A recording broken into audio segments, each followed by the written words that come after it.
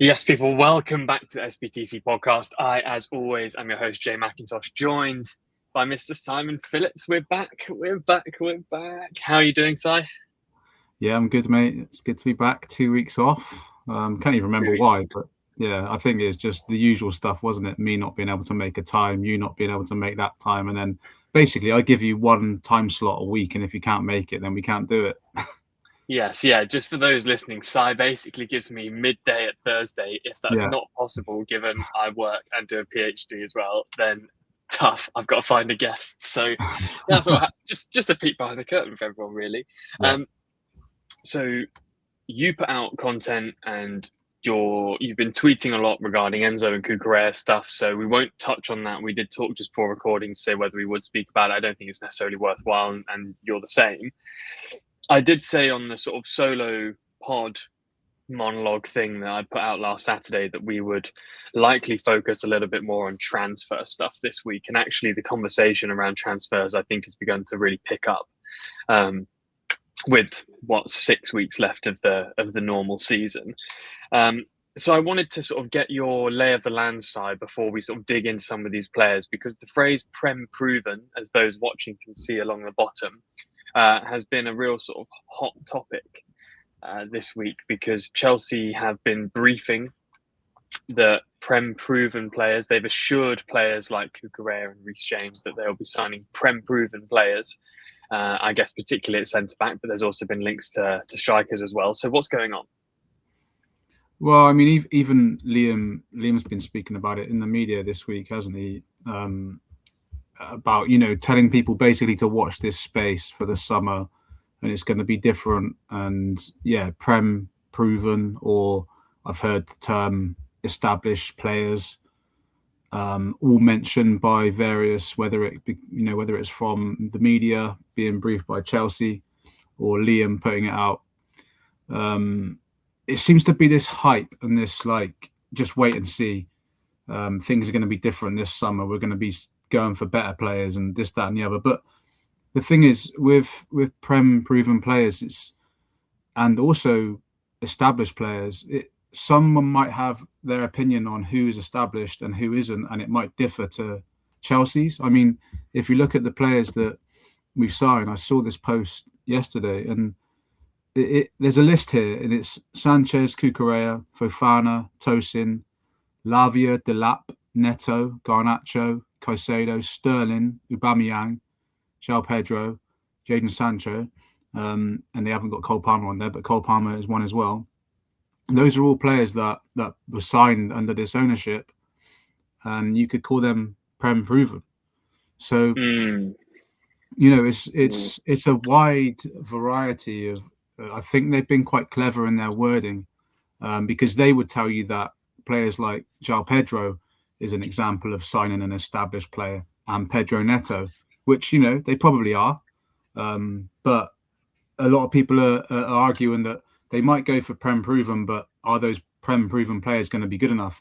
Are they going to have the quality that we need? Are they going to come in and be the needle movers that we need? The players that we need to come in the starting XL and literally improve what we've got. Because, Garnacho, Neto, not bad players, but we can get better. We can get much better. And that's what people want to see, because those are the weak areas. And especially at the back, we've got players like Fofana and Tosin. And, Tosin did well at the weekend. I know it was against Port Vale, but, he's not terrible. But we can do much better. We have to do much better. We have to upgrade on these positions. And that's what people want to see. Tosin was 26 when we signed him. So he's even ticking the experience boxes there, but he's not been good enough.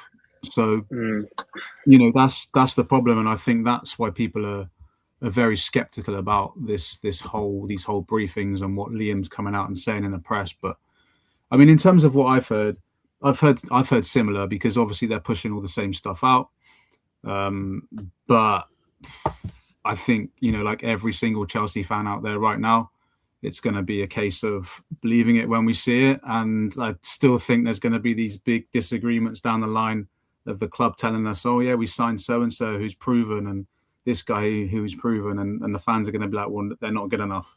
So there's your problem. Yeah. Well, let's let's dive into some of the sort of contemporary links. Should we start at the back? I'd say that the two Prem Proven in sort of inverted commas for those not watching that I'm doing have been Nottingham Forest's Brazilian Murillo, left-footed centre-back, and Brighton's, what's his name, Jan Paul van Hecke. Great name, great player, actually. Do you have any thoughts on those two players? And would you, firstly, I suppose, would they fit your criteria of Prem Proven? And do you consider them as players that would maybe fit the level? And the only thing I sort of think about here, Si, is that, for example, Van Dijk. Van Dijk was brilliant for Southampton and then went to Liverpool. Would we have called Van Dijk at Southampton Prem Proven? Maybe, because he's played a season or so there, 2 seasons. We'll get onto a striker who's been in the Premier League 1 season and linked with Chelsea. I don't know if that counts as Prem Proven. You know, you mentioned Delap there. He played, 1 season for Ipswich in the Prem? I don't know if that's Prem Proven. And like you mentioned with João Pedro, playing a couple seasons for Brighton, like we're going to discuss with Van Hecke, is great, but does that make you Prem Proven? What does that mean? It is an ambiguous phrase, you're right. So Murillo, Van Hecke, where do they sit for you, and what do you think of both those players? Yeah, the criteria is tough, isn't it? I think for me personally, I would look at Prem Proven as a player who's had over 100 appearances, I think, in the Premier League, and who is older than the age of sort of 20, 21. I think anything above that age range, anything above those appearances, I think can just about be classed as Prem Proven. But again, it's got a lot of variables to it. I don't think we should be targeting just players who have got Premier League appearances anyway. I think we need to be targeting the right physical structures, guys who have got the right physical attributes, because we lack there. We know that we lack physicality for this league, and we lack height at both ends of the pitch.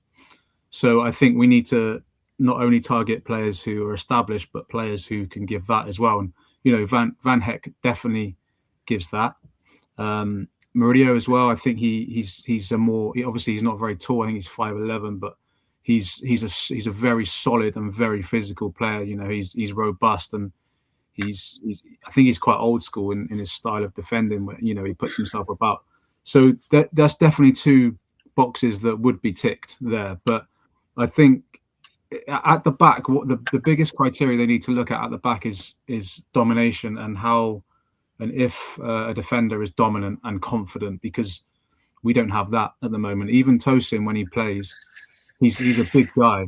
He should be dominant. He should be bossing everything, clearing everything up, stepping out of defence. But he doesn't do that because he just doesn't have that quality or that confidence. So it's not just 1 or 2 boxes Chelsea need to tick. They need to tick 4 or 5 boxes when they're bringing in these defenders. But interestingly, I think those 2, if they did come in, because I've heard that Chelsea want 2 centre-backs, and if it was those 2, just for example, that did come in, I think they would complement each other.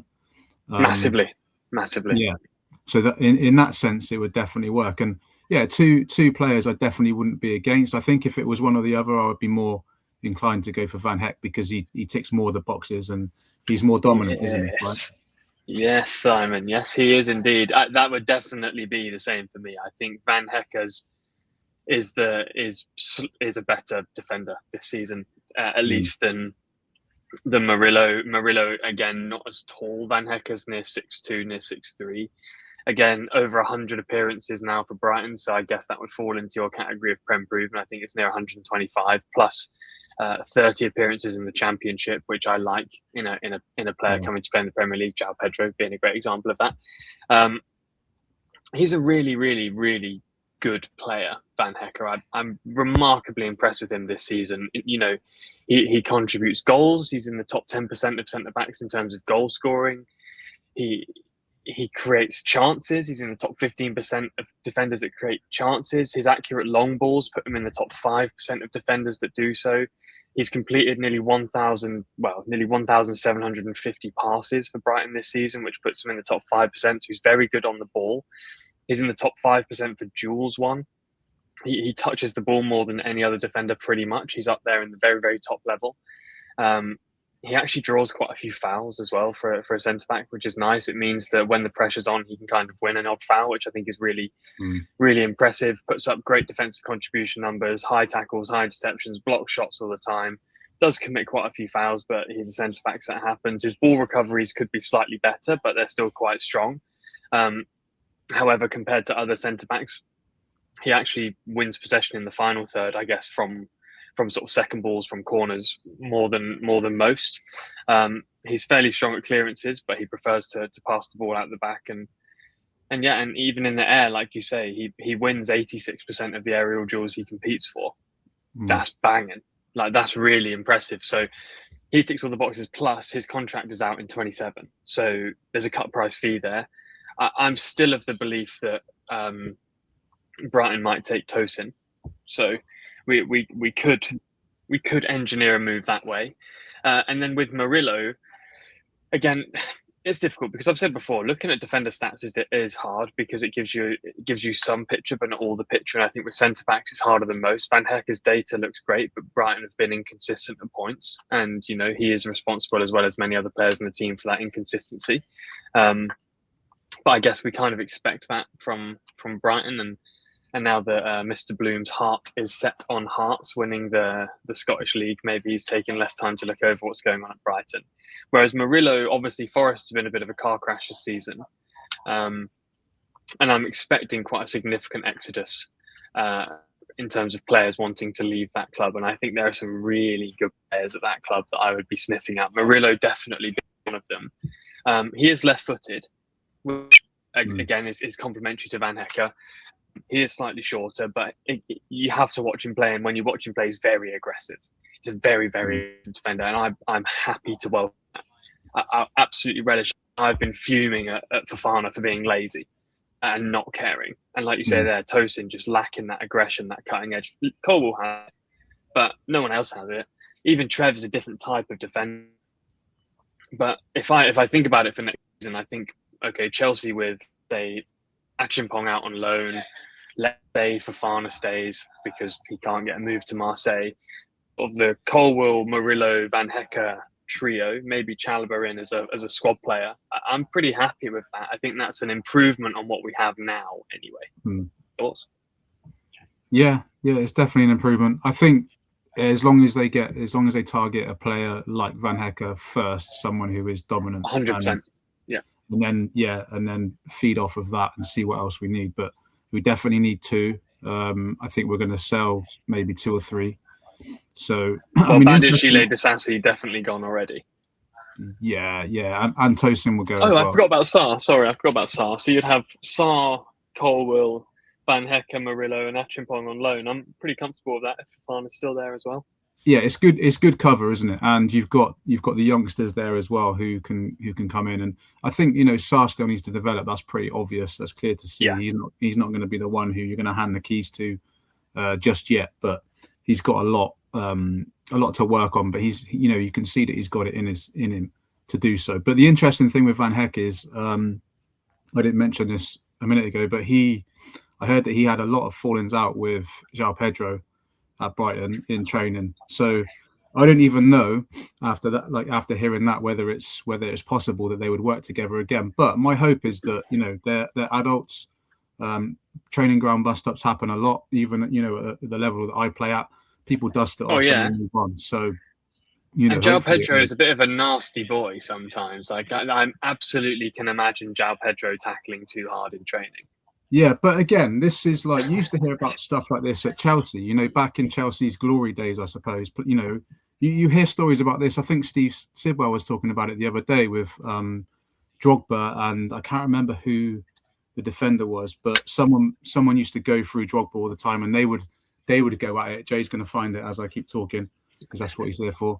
Yeah. So they would go at each other, and that kind of stuff. I'm okay with that. Like, it shows passion, it shows that they care, it shows that they're going to be out there fighting. As long as they're on the same team when it comes to a match day and they're ready to back each other, like they should, then that kind of stuff doesn't bother me at all. And I genuinely don't think that it would it would have too much of an effect on Van Hecke coming to Chelsea now. But it is one thing that a source pointed out to me, that they've had quite a bit of beef at their time, Brighton together. So have you managed to find it? I am looking right now. The ones that I can see based on what I assume is John Obi Mikel's podcast, he spoke about Ballack and Kalou. He spoke about Malouda and himself, Drogba being involved in various things. I don't care if that happens. Like, I actually don't. They're all like mid to late 20-year-old men, super competitive. Like, get over it. Like, they get over it pretty quickly. Rudiger was very well known for snapping everyone in training, and everyone gets over it. It's so fine. Like, the manager can cope, and if the players can't deal with the heat, then get out. Like, it's not really that much of an issue. If you're gonna, if Van Hecke won't come to Chelsea because him and João Pedro fell out of training, then that's the type of personality I don't really fancy at the club. To be brutally honest, he's a player that I would love to have here. I think he's a very good player. But just deal with it. I found it. Oh yeah, it was very good.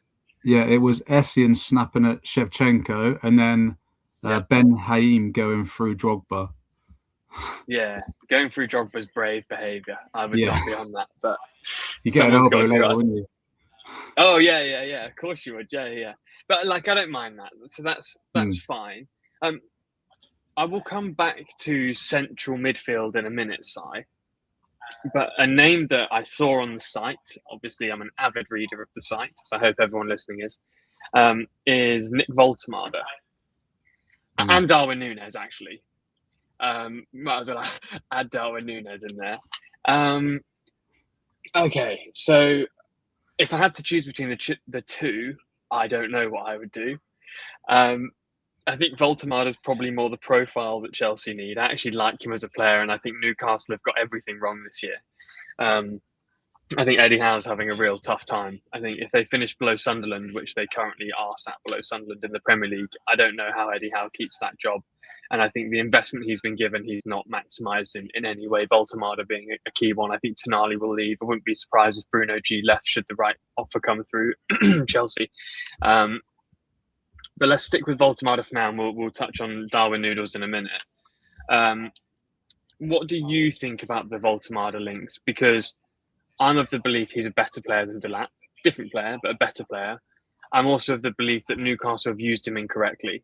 They used him perfectly to start with, and you saw the results, and then you somehow tried to do the sort of Joe Linton thing of dropping him back and putting Visser there, or Barnes goes in at top, or Gordon.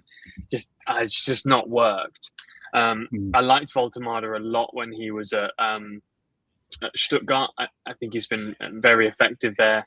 He basically had a goal every other game, which from a sort of big target man, I think is what you expect. A goal every other game would be ideal, and actually the sort of off the ball things. I've seen loads of clips actually on Twitter recently of Drogba's chest controls, and you can't. There's no stat for that. There's no metric for that. But it's like, it's the best thing about Drogba is you can lump him the ball and it sticks to him, and he can keep it in turns, and we score all the time. Not saying Voltemade does that, but he probably has characteristics to his game that maybe are difficult to measure based on his physical attributes. I don't think he'd be cheap, but would you be interested in it? Yeah, I rate him. I think he's good. I probably had a much better reaction than a lot of people did. I think a lot of people are open to it, but they're not fully behind it. I heard the links and I thought, I like that. There's a few reasons behind it. Newcastle have got to sell players, so Chelsea are looking at an opportunity there. They know that he wants to play as a striker, and at the moment he's currently playing as an attacking midfielder. So there's been, Chelsea sort of getting in his agent's ear saying we can give him a starting striker role at the moment, because they want an out-and-out striker. Pedro's been good, but he's still not what they class as an out-and-out. There are games where you just need a Voltemade over a Pedro. It's fine. Yeah. You need a focal point, and they don't really have that. So they are looking at strikers in that ilk, and I think he would be perfect for that. He's got the technical ability. I mean, a guy of his size, who, if he's playing in midfield, it shows that he can ball. He's going to be comfortable taking the ball because he's got that technical ability. And he's really techy. Yeah, he's really techy. Yeah. And like you just said there, he's got that presence about him. He's, if you need to go forward, long, quick. If you need to get some crosses in, then he's going to have that box presence as well. And I think one thing that is unique about him is he could play. He's useful in a game where it's open and where we're counter attacking, but he's also useful against a low block. I think because he's got that box presence and someone we can look for when we've just got to throw the ball in there. So yeah, I mean, I don't think he's the best striker that we could target, but it is certainly one that does have an appeal to it, and I think he does, as you explained, ticks a lot of the boxes that we need to add. So yeah, I would definitely prefer him over Darwin Núñez. Yeah, me too. Me too. I have a lot of sort of weird respect for Darwin Núñez, but sticking on Voltemada for a second, I just think that João Pedro doesn't occupy two centre backs in the way Voltemada does. I think João Pedro is probably a better football player, but he doesn't occupy defenders in the same way. And I think that if you have a Voltemada with his back to goal, but in the box or in and around the box, and you have Cole, Estevao, and someone else running around, I can so see how that works, because Voltemada can pass. He can play a sort of nutmeg through ball. He can sort of dink it over. He's really, really technically proficient, actually. And I like his mentality and personality a lot as well. Yeah. I really, really do. And, actually, I think impressing fans in the stadium at Newcastle can sometimes be just as hard as it can at Chelsea. St James's Park is an intimidating place to play football, and I think he looks pretty comfortable most of the time. I think London life would suit him. I think he'd get on really well with the guys in the team. He's beginning to look to cement his place in the German national team. I think he's a really good age. I think playing him attacking midfield is fucking mental, by the way. From Eddie Howe, like, that is genuinely bombastic behaviour. I don't know why on earth. Yes, he's technically good, but put him in the box. Like, all of his goals come when he's in the box. It's so simple. And yeah, he's an occupying presence. If the deal was right, if we can get Delap and Jackson gone, I suppose, then I would be. That's the other thing with this one. Delap, Newcastle are very interested in Delap. So, in this day and age where, finances and you've got all these restrictions in football now, if Chelsea sold Delap to Newcastle and then signed Voltemada, obviously he wouldn't be cheap because they only signed him last summer, but it would help a lot if Delap goes in the other direction as a favour for a favour deal. Yeah, completely. I can see Voltemada being a sort of £65 million player, to be fair, but if they chuck 30 mil at Delap, 35 mil for Voltemada and Delap, I'd probably take it right now. Because, like you say, I think he's just a unique player. And I think sometimes you need a unique player to disrupt defences. And he might not score the same way that Mbappe or Lewandowski score goals, but that might not be what you need. And like you say, he offers things that others don't. Quickly on Núñez, is that actually serious? It's nothing that I've heard. I mean, in 2023, we did try and sign him. Well, we approached Liverpool for him. Liverpool basically said, yes, you can talk to him. So Chelsea spoke to him. He was interested. He was going to come across. And then Jurgen Klopp blocked it at the last minute. But that was all done secretly. Chelsea did try and sign him. It's Paul Winstanley is the guy behind it. He's a big fan of Darwin Núñez, and he wanted to bring him in. So he would have been a Chelsea player in 2023 if it wasn't for Klopp blocking it. But in saying all that, I've not heard anything recent to suggest that he is a target again for this summer, but I can't even remember who reported it. I don't think it was the best source, but I did say also along with that news that it wouldn't surprise me if they're still looking at him, but yeah, there's nothing that it wouldn't surprise me at all either. At all. I think if you're going to take a former Premier League striker that plays in Saudi, you obviously go for Ivan Toney. But the thing with Darwin Núñez, he's got that sort of Werner thing about him where, like, he will always find himself in the crucial position and not always deliver. And the bit that frustrates me about Darwin Núñez, unlike Voltemada, is that, for example, this season in the Saudi Pro League, Darwin Núñez has 6 goals, but his expected goals are closer to 12. Like, his finishing stinks. Like, it stinks. And even when he was doing his best, like when everyone was clamouring about him at Benfica, he was still a goal every other game player. I love his attitude. I think his physical attributes are great. I think he would relish a chance to be back in the Premier League. It feels so much like he would score 2 goals and get 1 assist in about 6 months, then go back on loan in January. it's such a sort of Falcao, Pato feeling to it. Mm. But Chelsea normally do well with some of those odd characters around, so whatever. But I don't know if I want to spend money on bringing him here. Yeah. I would, if they brought him in on loan for 6 months, fine. Like weird, but fine. I can't imagine how much game time he gets, but I'd rather Voltemada than Nunes for sure. 100%. Okay, let's return to the well. Let's go to the midfield. I mean, Elliot Anderson's a name that keeps sort of popping up. I know City are interested, United are interested, Chelsea are interested. Are there anyone else out there? Because I don't think he would be my first choice of midfielders in the Premier League to sign, but I like him. What about you? Yeah, well, we've it's 95% sure that we've got Barco coming in from Strasbourg, but they still want another centre midfielder. And I heard the main one, he was at the top of their shortlist at the moment, was Adam Wharton. I reported that last week. But they've got other names in there. I'm not sure that they're looking at the exact right profiles that we're looking at now. I think we need a pure DM, a holding midfielder I know Wharton plays there, but I think we need more of a destroyer in there. So Caicedo. You want a Mikel, a Matic type thing, do you? Exactly like that. Yeah, exactly like that. Because I think that's just the what we lack. And again, I said physical presence is what we need, especially in midfield, because we lack it. I know Caicedo is a good tackler, he's a good interceptor, but he's not a destroyer. He's not like a dominant. Everyone has laughed at my Anton Stack shouts. Everyone. I'm telling you, he would be class for us. No one believes me. He would be amazing for us. Do you know he is the Leeds player? Yeah. Yeah, I've seen him a couple of times. Yeah, like he's not like a defensive, like ultra defensive guy. He's more of just an out and out central midfielder. But he's 6'4", bro. He scores free kicks. He's been outstanding this season.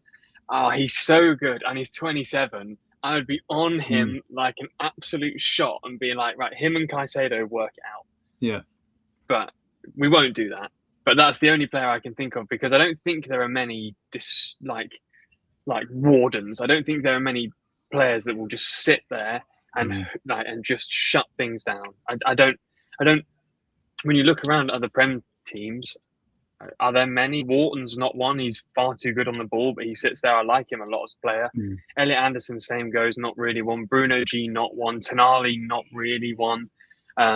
Although he would rather be Gattuso than he would Pirlo, as he said many times before.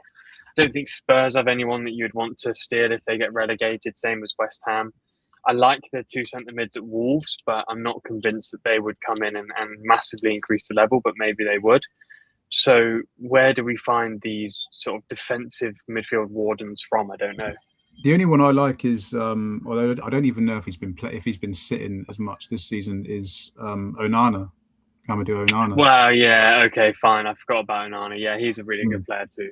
Yeah, I haven't heard that he's on our shortlist, which that is the kind of profile we should be going for anyway. Is someone like him? But I mean, the latest shortlist I got from midfielders was obviously Elliot Anderson, Wharton, who is their number one target. I do like Wharton; he's a very good player. And he is, Tonali, as you mentioned, Keith Smith, Baleba was on there as well. But those are just some like random names, and yeah, I see us going for Wharton, but again, I don't think it should be what we should be prioritizing the most in midfield. I wouldn't say no to him, obviously I wouldn't, but I think we still need that more destroyer type profile. Imagine Caicedo pressing like further up the pitch when he's if he's able to do so. Yeah, I know you are right. Yeah, and you have. Balance. And you have Onana then conceptually to sort of cover him, but I really like Onana. I think he's a very good player. It's a great shot. He sort of slipped my mind. And again, that's a player I would consider Prem Proven. Played nearly 100 games for Villa, played nearly 80 games for Everton. Like, sound. That's fine. That's great. Like, I think he's ready for. Well, Villa are maybe as good as Chelsea, so he's already at that level, I suppose. But I think he would maybe make the switch if he got offered it, because most players would do. So someone at the club, go and sign Andre Onana, please, and put us out of our misery. the last thing I wanted to talk about in terms of player transfers, unless there's anyone you want to mention, we've spoken about Barco before, and I like him a lot. Is it was on the site about a potential buyback on Diego Moreira. Now, I have many thoughts on this side. Well, not that many, but I've actually watched like 6 full Strasbourg games this year, so I have some thoughts. He's well good. Like, he's really, really good at football. Like, I love watching him play. He's fabulous to watch. Like, he's so exciting. The problem with him, it's not his problem actually. The problem with him is that he's really, really succeeded in France, and he's really cut out his niche in France at Strasbourg by being a left wing back. He hardly scores. He's scored 6 goals in basically 70 games for Strasbourg because he's playing left wing back. Now, you only buy him back if you're going to play him there. If you're not going to play him there, don't bother. Let him go to Dortmund or whatever. Fine, like, it's his career. He can do what he wants. He's not a volume goal scorer. I think he will be a very good winger because he's young and will develop into someone with more attacking maturity. I think if Chelsea want him to be a Garnacho/Neto replacement, they're barking up the wrong tree.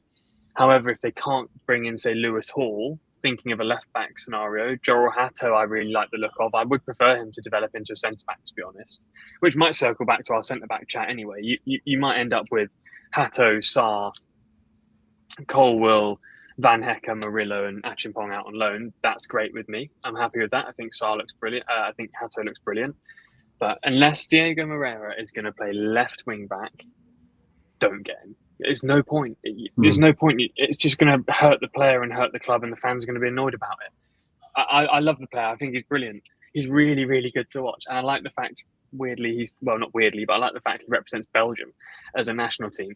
But unless he's going to be put in that position he's succeeding in now, I cannot see how that works well for him.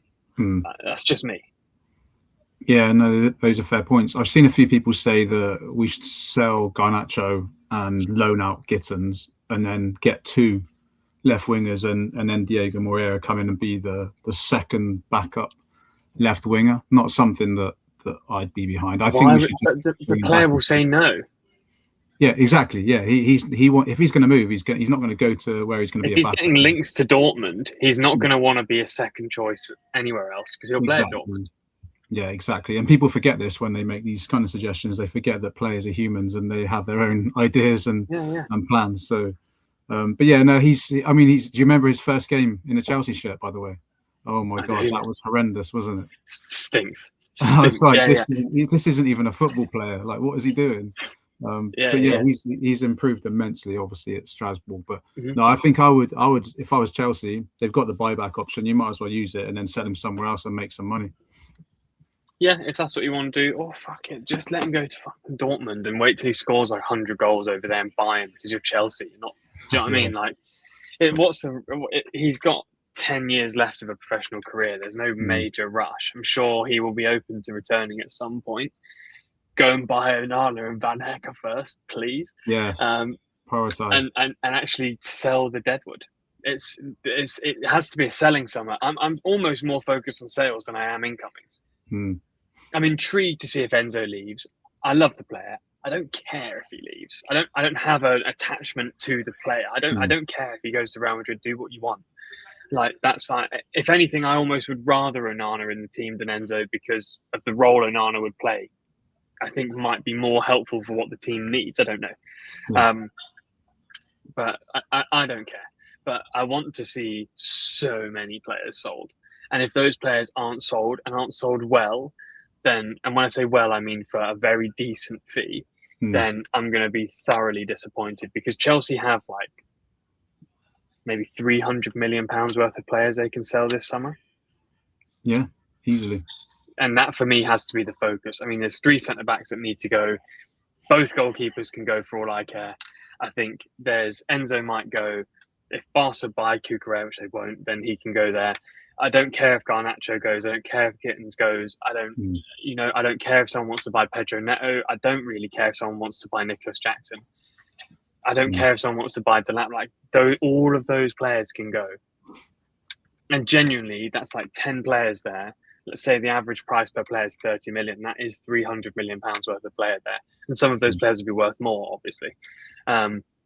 So, and I want to see Achimpong treated with respect. And if he's going to go on loan, go to a team that will actually benefit his loan and give him a plan. Yeah. And see how that goes, and look into the academy as well, because we don't always have to buy something. Like, again, why would you sign Diego Moreira to play left wing when he's played left wing back his entire time at Strasbourg, when you could go and bring in an academy lad who has been playing left wing the whole time? Mark Guiu's going to go. If Mark Guiu goes, then you bring Shim in and actually let him do the Mark Guiu thing for a year, or he goes on an effective loan. I want to see those players treated properly. Yeah, for sure. And I think everybody who's listening is hopefully nodding their head in agreement with me that that's probably the focus. And sign whoever you want. Obviously, top 5 is Champions League, so go for it. But I don't think Chelsea are going to finish 5th. So I think it's going to be Europa League settings for Chelsea next year, if they're lucky, by the way, because we haven't even spoke about Man City battering Liverpool 4-0 and Chelsea having to play them, which we're going to obviously lose. We haven't even spoke about the fact we've got Leeds in the FA Cup semi-final, which that's class.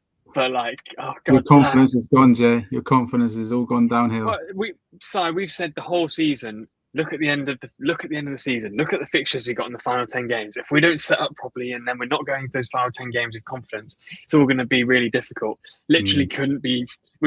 We're not stumbling and falling into these fixtures. We have fallen into them. Like, Manchester United for Chelsea is a really tough game in the Premier League. Yeah. Man City look so strong right now, especially after battering Liverpool, who I think are really poor. Liverpool's poor form will be the only reason we end up there. Yeah. I think. And even then, I think Liverpool's run is easier than ours. So I don't know. But yeah, my confidence is kind of shot, I suppose. Just quickly before we go, because I have a hard stop in a few minutes. Are you confident for the City game? No, I mean, I'll keep it brief, but I've put an article out today so people can read my thoughts on it there. I'm going to the game on Sunday, so that, they've got to do something for me. But no, I looked at City's form, and yes, they've done well, and they smashed Liverpool and they've won their last 2 games. They beat Arsenal, but the games before that, the 2 Premier League games, they only managed a draw against West Ham and Forest. So I've gone 2-2. Yeah, respect.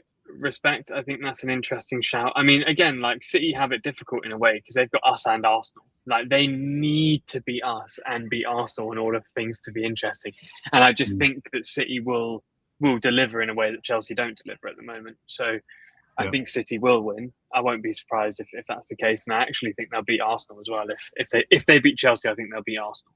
If they don't beat Chelsea, I think they won't beat Arsenal. So we'll see how it goes. And actually, I think, let me just take a quick look at the fixtures, so I can just prep vocally how we're going to do stuff. So Chelsea have, when do Chelsea have the FA Cup semi-final? That's the 25th of April, so that's in like 2 weeks. That's fine. So we will catch up next Thursday, which will be to essentially preview the United game, and I guess to touch on any of the Man City fallout stuff. But I think I don't know if there's going to be many narratives there that we can really pick up on, but we shall see. The one thing I am hoping is that we can beat Leeds, get to a cup final, and hopefully relegate Tottenham. That would be pretty fun. Yes. That would be nice, because it could always be worse. It could be Tottenham. And actually, do you know what? I went to go and watch Bristol City play at the weekend against Sheffield United, to go and see Roy Hodgson's Cider Army, as they call themselves. And I looked at the Championship table, and Leicester. If anyone thinks Chelsea having a bad season, go and take a look at what's happened to Leicester this year to try and cheer yourselves up, because they look like they're going to be in League One next year. And that's brutal. So things could be worse. Could be Tottenham, could be Leicester. So I will be back next Thursday. Is there anything you need to plug before we go? No, just obviously I'm at the game Sunday. So on the Substack live discussion, I'm going to be putting photos and videos and updates and stuff in there as well, live from the game. So it'll be a bit different this week. So do join me for that.